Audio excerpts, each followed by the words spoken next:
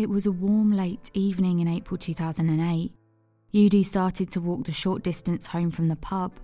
Moments later, she caught sight of a group of 4 men on the other side of the road, seemingly making their way towards her.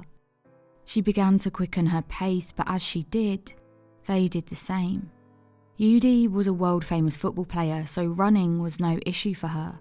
But just as she made the decision to turn her quick walk into a sprint, she felt a sharp pain rush through her as she fell to the ground.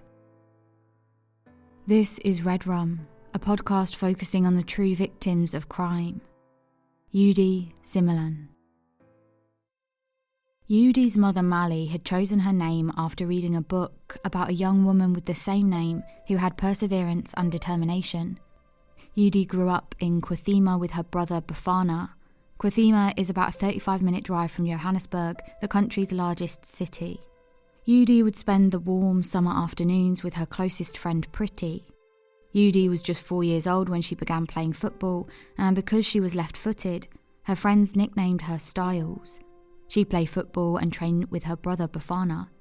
Their tight family unit consisted of the 2 siblings, who were so close they shared a bedroom, their father Kotso, who was a bricklayer, their mother Mally, and their grandmother Gogo. Mally and Kotso were extremely supportive of their daughter's choice to play football and encouraged her throughout her childhood. Eudy enjoyed high school. She and Pretty felt as though they could be themselves there. In time, they began to better understand their sexuality, and around their teens, they both came out as gay. Eudy and Pretty became each other's support systems. They dabbled in wearing trousers and t-shirts rather than dresses and skirts. They also began dating other girls.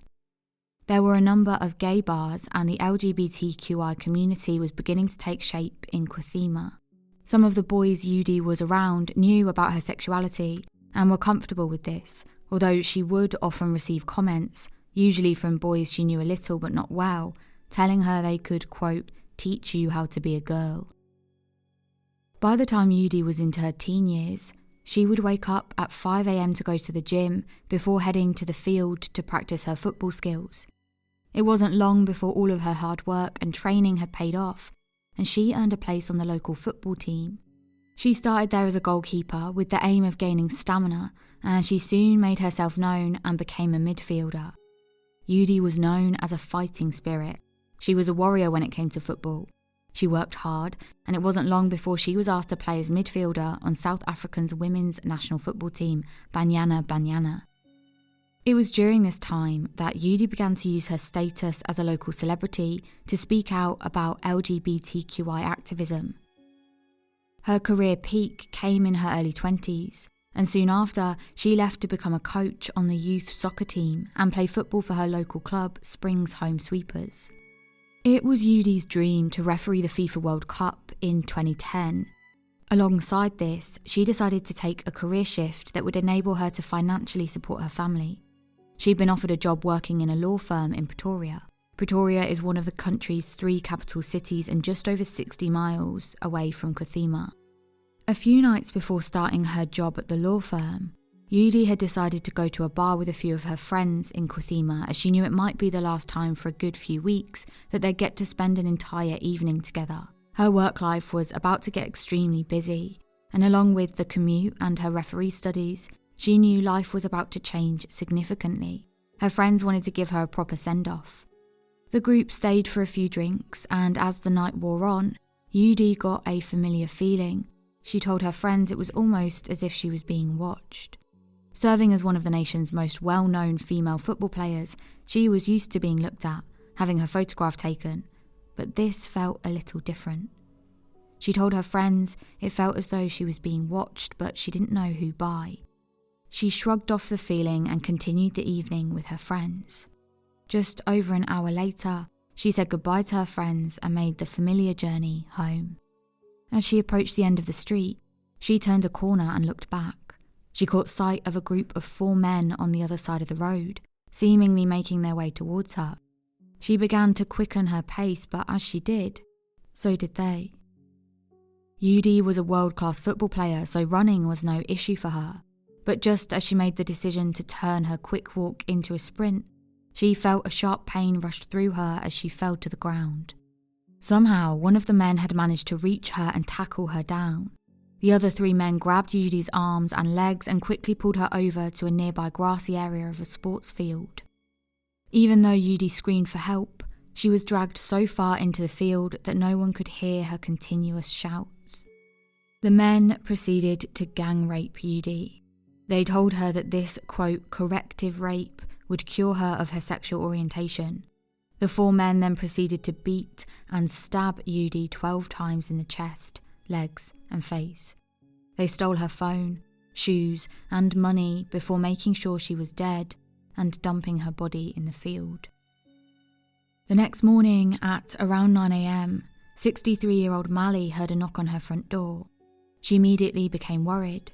They hadn't invited anyone and it was unusual to have visitors. Unexpectedly, as Mally opened the door, she saw a police officer standing outside next to a police car.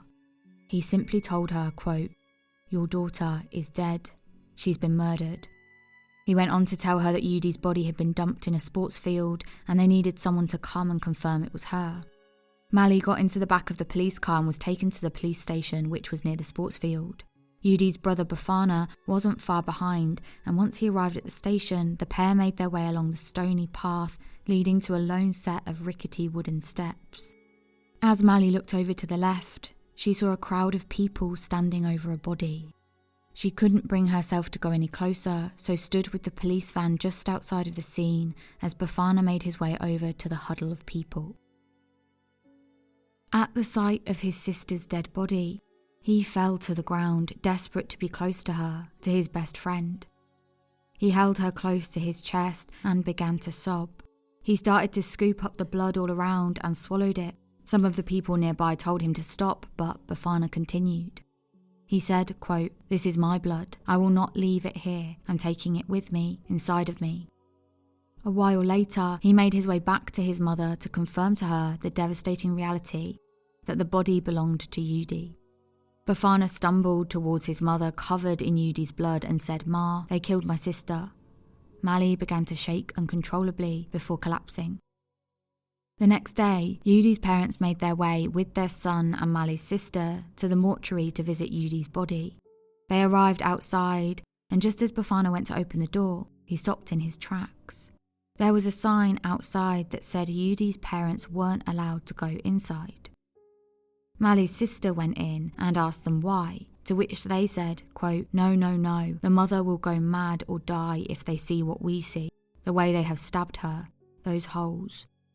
In a bitter coincidence, the day meant to promote equality and celebrate harmony, Freedom Day, was the day Eudy's family learned of her brutal and merciless murder because of hateful and violent discriminators. Eudy's memorial service took place a few days later. Some of her family and friends left messages at the scene, at her funeral and on various social media pages. One read, quote, "I remember Eudy when she was encouraging me in order to commit myself in soccer and to avoid using drugs, drink alcohol and criminal activities." Mally said that through open conversation with the gay and lesbian children of the church, she could create a much more understanding environment.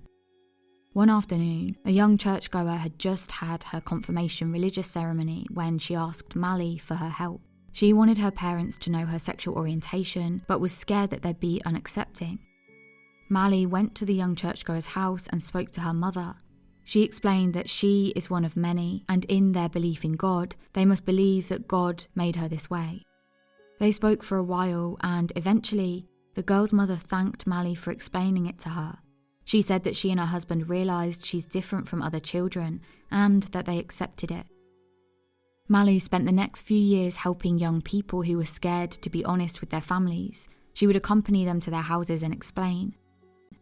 From the early 2000s onwards, there have been a large increase in the number of evangelical churches in Quithima, which preach harmful rhetoric and make Mally's work that much harder. She knows that at least 2 of the 4 men accused of her daughter's murder were attendees of a local evangelical church.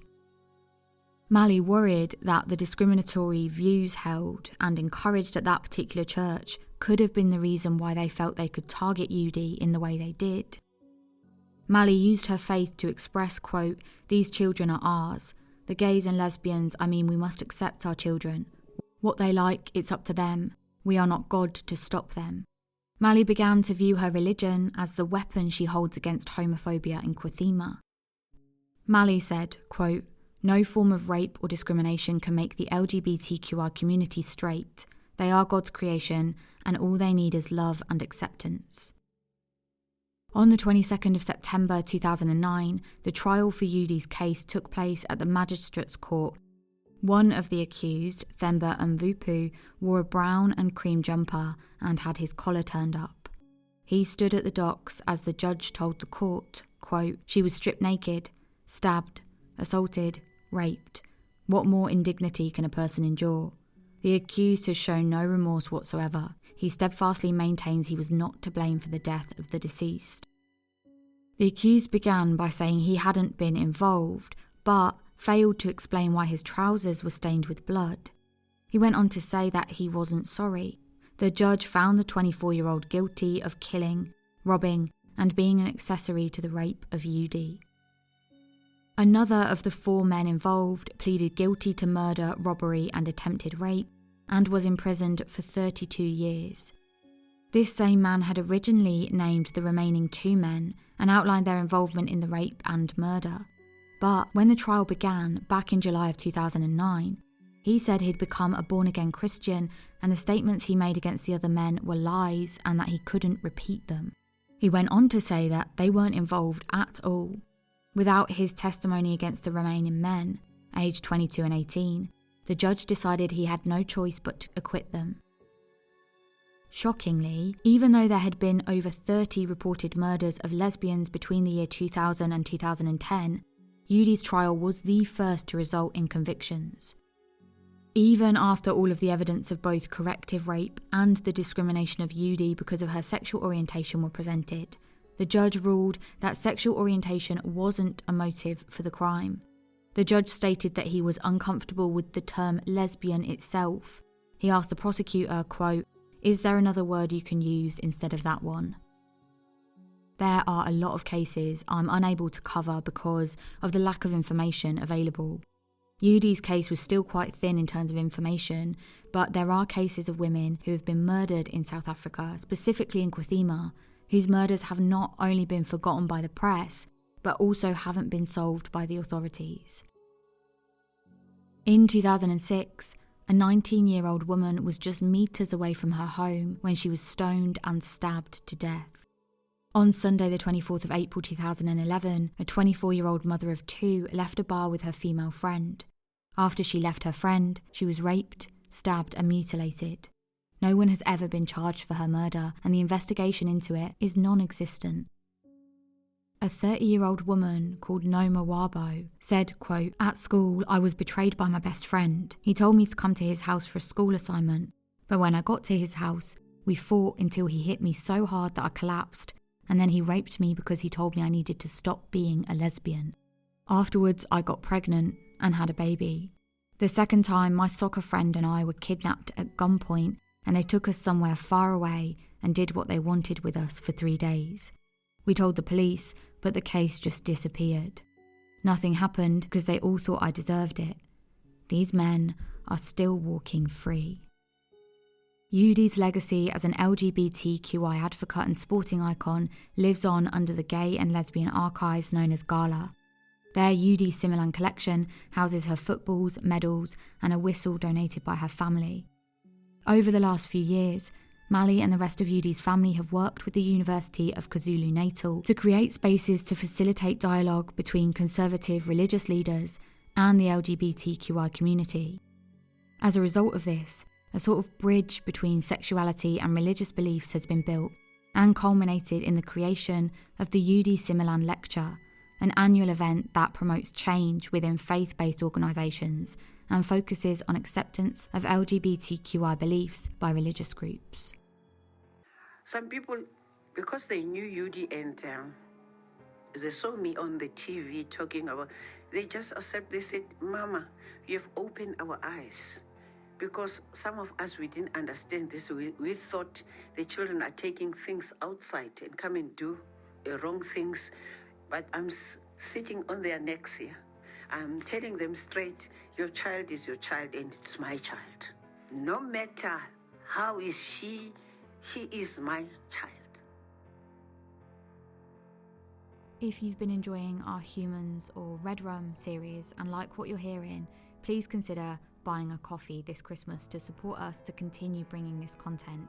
There's a link in the bio that you can click and you can choose your amount that you'd like to donate. Thank you, and from everyone here at Red Rum, we hope you have a very happy New Year.